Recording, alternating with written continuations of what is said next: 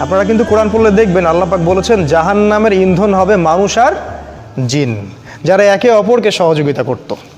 আজ পর্যন্ত কিছু মানুষ আছে এই পৃথিবীতে, আপনার আশপাশেও, যারা জিনের সহযোগিতা নিয়ে বিভিন্ন কুফরি কালাম তন্ত্রমন্ত্র করে, এবং গ্রামাঞ্চলে এটার প্রচলন অনেক বেশি।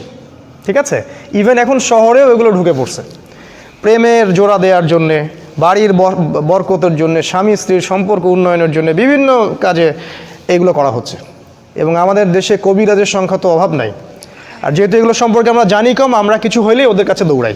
এই সুযোগটা ওরা আমাদের কাছ থেকে নেয়, নিয়ে সে এদিক থেকেও টাকা খায়, ওদিক থেকেও টাকা খায়।